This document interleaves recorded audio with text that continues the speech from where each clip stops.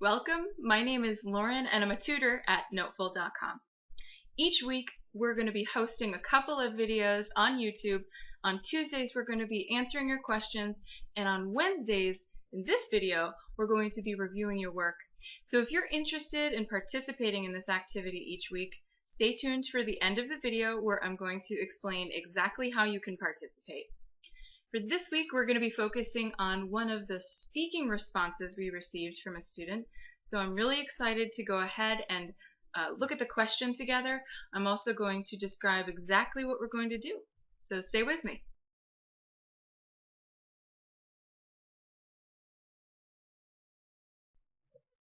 So this week's question is, if you won $1 million, what would be the first item you buy? Use specific reasons and examples to explain your answer. So we wish, right? So for this question, again, it's going to be a speaking, and I'm going to play that for you so you guys have an opportunity to hear a response that one of our students submitted. And then together what we're going to do is look at the transcript of the answer. And the reason why we're going to be doing this is because we're going to be looking at word count, we're going to be looking at structure, we're also going to be looking at time management. And as a result of that, we're going to be looking at some of the words that the student said, right? Because I kind of went over this in one of our reviews for writing, but one of the things that students write in frequently about is they say that they follow the structure, right? They follow the strategy, and then they're still not getting their score. So it's our job in our reviews, in our tutoring sessions, to help these students figure out why. So that's what I'm going to be sharing with you today. So I hope you're excited because it's going to be really, really beneficial.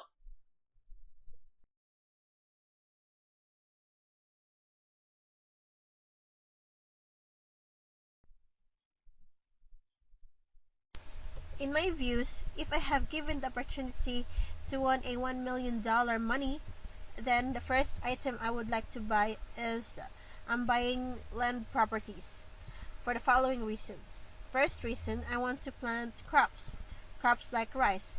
Today, people said that rice are a bit expensive. So in order for me to save my money, I have to plant it. I plant it and I own it. And the second reason is the land property price are increasing. For example, this year I bought my property for about $300,000. By the next year, it will increase. So that is why land property is the first item I have to buy.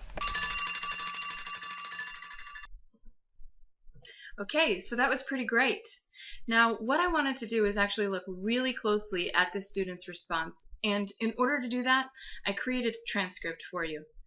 I also wanted to go over some of the strengths that we could see right off the bat with the student's response. Right? One of the things I'm sure you guys recognized as you were listening was that her response, she delivered it within 45 seconds, which is ideal, right? That's what we all hope to do. Another thing that I wanted to show you guys is that her word count is at 126. So that's something you cannot actually see here unless you counted those words, but I've done it for you. So with 126 words, that tells us her speed is excellent. Okay, so we know that she has that natural ability to be able to kind of speak at a pace that is really appropriate for the TOEFL. Alright, so now I wanted to also show you just the specific breakdowns. And as you can see also, from looking at each paragraph, she's following the structure that NoteFull outlines. There are a couple grammatical errors, but you can see that she has it mostly in place, right? Now, if we look at the timing breakdowns for each section, we can see that she's pretty much following the breakdowns that we outline within our systems. She's just a few seconds off in a couple of sections, but she's mostly there. I also wanted to show you guys just how the word count breaks down in between for each section. And so you can see here that for the first section she has about 34 words. The next section, even better, 13 seconds. But even more words, right? So she's saying a little bit more there. In the third part, however, we see a change, right? We see that we have even more seconds, 15, not too many more, but we have fewer words, even less than the introduction. So you can see how she starts to decline in her word count there. And then finally, we just have 14 words for the conclusion. So I just wanted to kind of show you that, how it breaks down. And I think it's really important to look at because it shows us that even though she's spending more time in this one section, she's saying fewer words. Now, one of the things that you guys don't know is that when she posted this to us, she also included the little note that said that this story wasn't true because she has not bought a home for $300,000, right? So that's something that I wanted to just kind of isolate for you guys, because remember, the number one trick that you want to follow when you're responding to these questions is to use something that's personal and close to you, that's truthful, right? Something that you can actually talk about. So this student didn't do that, so I'm thinking that she probably was affected by that, right? And we can kind of see that in the evidence, right? So that's one of my first tips to you guys. Remember, always tell some sort of truth in your examples.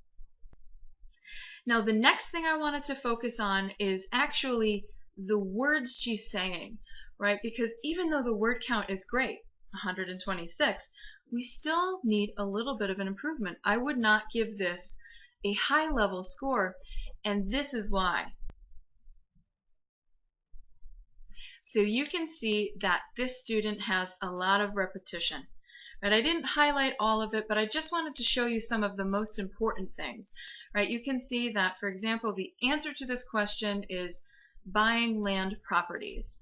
Right, and we see that sort of repeat in our second example. Right, she says land property, and then she says it at the end again of that example, property, and then she says it in her conclusion again, land property. Right, so there's this consistent repetition that occurs from start to finish.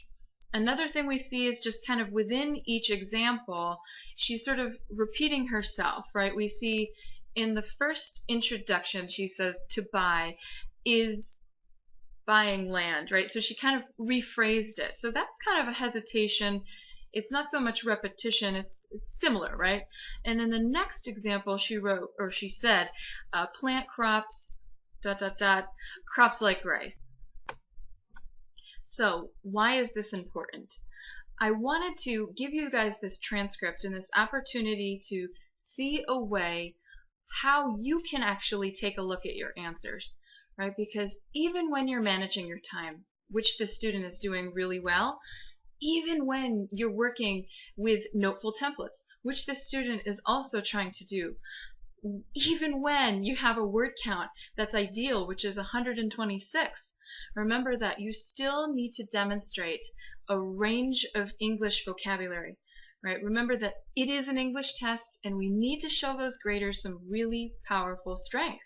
And in order to do that, in order to get a high level score, we have to show a range. For today, I just wanted to give you this good opportunity to see a way in which you can start monitoring your work. Right? When you're starting to feel like you're following everything, but you're not getting your score, this is a really great way to see, am I precise in my grammar, or am I repeating my words, or am I using too simplified words? Am I connected? Am I clear?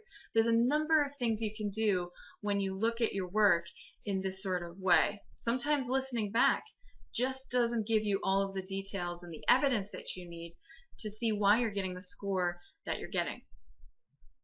So let's recap. This student's work was really great overall with time management. We saw it throughout, and we saw it by the fact that she delivered and finished before 45 seconds was up. Another thing that the student was really great with was speed. Right? We saw the word count was at 126, and that's excellent. So we want to keep maintaining that kind of speed.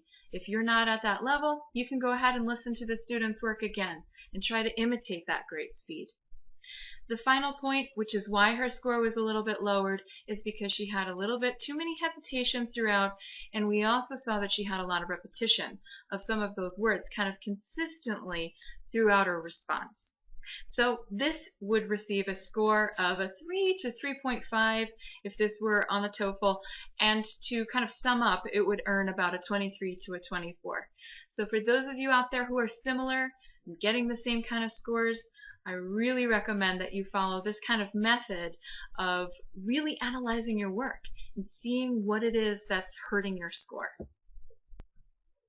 Okay, so this is the end of our video for this week. as promised, I want to explain exactly how you can participate for next week's video. So if you guys take a look at the description box below, there's going to be a link that will take you to our forum. So click that link and go ahead and check out some of the great things that we have over there.